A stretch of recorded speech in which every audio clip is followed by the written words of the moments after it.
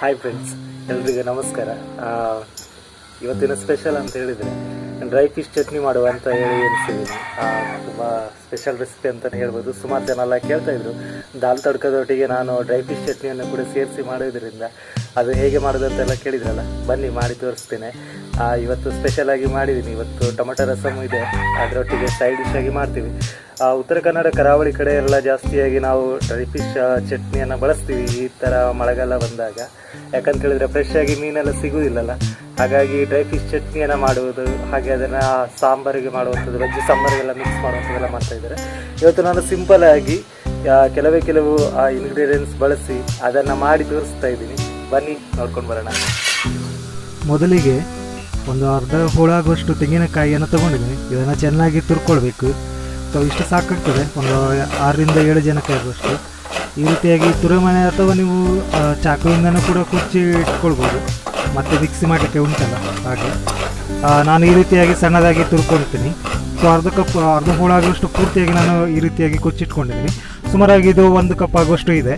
ಇದಕ್ಕೆ ಒಂದು ಸಣ್ಣ ಚಮಚದಲ್ಲಿ ಅರ್ಧ ಚಮಚ ಆಗುವಷ್ಟು ಅರಿಶಿಣ, ಒಂದು 8ರಿಂದ 10 ಮೆಣಸು ನಿಮ್ಮ ಖಾರಕ್ಕೆ ಬೇಕಿರುವಷ್ಟು, ಮತ್ತು ಸ್ವಲ್ಪ ಹುಣಸೆ ಹಣ್ಣು ಸಾಕಾಗುತ್ತೆ. ಮತ್ತು ಈ ಸ್ಪೂನಲ್ಲಿ ನಾನು 3 ಚಮಚ ಆಗುವಷ್ಟು ಕೊತ್ತಂಬರಿ ಬೀಜ, ಹಾಗೆ ಒಂದು ಈರುಳ್ಳಿಯನ್ನು ತೊಗೊಂಡಿದ್ದೀನಿ. ಒಂದು 8-10 ಎಲೆ ಕರಿಬೇವಿನ ಎಲೆಯನ್ನು ಇಟ್ಕೊಂಡಿದ್ದೀನಿ. ಮತ್ತು ಒಂದು 10 ಬೆಳ್ಳುಳ್ಳಿ ಹೆಸರುಗಳು ಇದೆ. ಮತ್ತು ಸ್ವಲ್ಪ ಉಪ್ಪು, ಅಂದರೆ 1 ಚಮಚ ತೊಗೊಂಡಿದ್ದೀನಿ. ನಿಮಗೆ ರುಚಿಗೆ ಎಷ್ಟು ಬೇಕಂತ ನೋಡಿ ತೊಗೊಳ್ಬೋದು. ಸೊ ಇವಿಷ್ಟನ್ನು ಕೂಡ ನಾವು ಡ್ರೈಯಾಗಿ ಪುಡಿ ಮಾಡ್ಕೊಳ್ಬೇಕಾಗುತ್ತೆ ಮಿಕ್ಸಿ ಜಾರಲ್ಲಿ, ಹುಡಿಯಾಗಿ. ಸೊ ಇದು ನೋಡಿ ಡ್ರೈ ಫಿಶ್. ಇದು ಆ್ಯಕ್ಚುಲಿ ಇದು ಪ್ರಾನ್ಸ್ ಬೇಬಿ ಅಂತ ಹೇಳ್ತಾರೆ, ಬೇಬಿ ಪ್ರಾನ್ಸ್ ಅಂತ ಹೇಳ್ತಾರೆ. ಸಿಗಡಿ ಮೀನಿನ ಮರಿಗಳಿದ್ದು. ಸೊ ಇದನ್ನು ಚೆನ್ನಾಗಿ ಒಣಗಿಸಿ ಇಡ್ತಾರೆ. ಇದು ಮಳೆಗಾಲಕ್ಕೆಲ್ಲ ನಮಗೆ ತಿನ್ನಲಿಕ್ಕೆ ತುಂಬ ಚೆನ್ನಾಗಿರುತ್ತೆ. ಹಾಗೆ ಇದರಲ್ಲಿ ಮುಳ್ಳೆಲ್ಲ ಇರೋದಿಲ್ಲ, ಹಾಗಾಗಿ ಡೈರೆಕ್ಟಾಗಿ ಇದು ಮಕ್ಕಳಿಗೆ ಕೂಡ ಇಷ್ಟ ಆಗುತ್ತೆ. ಇದು ತಿನ್ನಲಿಕ್ಕೆ ಭಾಳ ರುಚಿಯಾಗುತ್ತೆ. ನಮ್ಮ ಕಡೆ ಎಲ್ಲ ಫೇಮಸ್ ಇದು.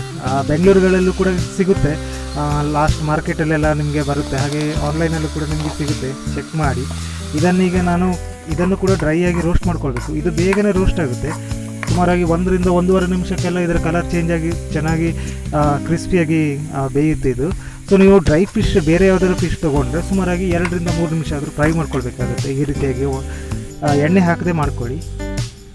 ನೋಡಿ, ನಾನೀಗ ಚಟ್ನಿಯನ್ನು ರುಬ್ಕೊಂಡಿದ್ದೀನಿ. ಈ ರೀತಿಯಾಗಿ ಹುಡಿಯಾಗಿರಬೇಕು. ಯಾವುದೇ ಕಾರಣಕ್ಕೂ ನೀರನ್ನು ಬಳಸಬೇಡಿ, ಆಯಿತಾ. ಸೊ ಈ ರೀತಿಯಾಗಿ ಒಂದು ತರಿಯಾಗಿರಬೇಕು. ಹಾಗೆಯೇ ಪೂರ್ತಿಯಾಗಿ ನೈಸಾಗಿ ರುಬ್ಕೊಳ್ಬಾರ್ದು.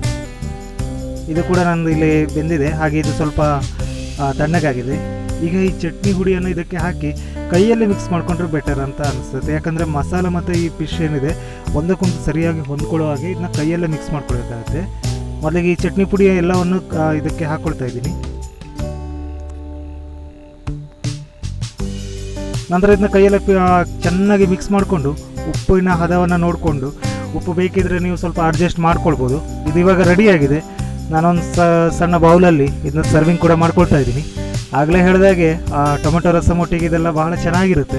ಹಾಗೆ ಯಾವುದೇ ವೆಜ್ ಸಾಂಬಾರು ಇರ್ಬೋದು, ದಾಲ್, ರಸಮ್, ಈ ರೀತಿಯಾಗಿ ಒಂದು ಇದನ್ನೆಲ್ಲ ಸೈಡ್ ಡಿಶ್ ಆಗಿ ತಿನ್ನಲಿಕ್ಕೆ ಬಹಳ ಚೆನ್ನಾಗಿರುತ್ತೆ. ನೀವು ಕೂಡ ಒಮ್ಮೆ ಟ್ರೈ ಮಾಡಿ, ಆಯಿತಾ. ನೋಡಿ, ಇವಾಗ ನಾನು ಬೌಲಲ್ಲಿ ಎಲ್ಲ ಪ್ಲೇಟಿಗೆಲ್ಲ ಸರ್ವಿಂಗ್ ಮಾಡ್ಕೊಂಡಿದ್ದೀನಿ ಊಟದ ಸಮಯಕ್ಕೆ. ಭಾಳ ಟೇಸ್ಟಿಯಾಗಿರುತ್ತೆ. ಇದು ತಿಂದವರಿಗೆ ಗೊತ್ತಿರುತ್ತೆ. ಸೊ ನಿಮಗೆ ಕೂಡ ಒಂದು ಆಸಕ್ತಿ ಇದ್ದರೆ ಅಥವಾ ಇಷ್ಟ ಆಗಿದ್ದಲ್ಲಿ ನೀವು ಕೂಡ ಒಮ್ಮೆ ಟ್ರೈ ಮಾಡಿ. ಹಾಗೆ ನಿಮ್ಮ ಅನಿಸಿಕೆಯನ್ನು ನನಗೆ ಶೇರ್ ಮಾಡಿ ಫ್ರೆಂಡ್ಸ್. ಓಕೆ, ಮತ್ತೆ ಇನ್ನೊಂದು ಹೊಸ ರೆಸಿಪಿಯೊಂದಿಗೆ ನಿಮ್ಮನ್ನು ಮತ್ತೆ ಭೇಟಿ ಆಗ್ತೀನಿ. ಅಲ್ಲಿಯವರೆಗೆ ಎಲ್ಲರಿಗೂ thank you. Please subscribe to my channel.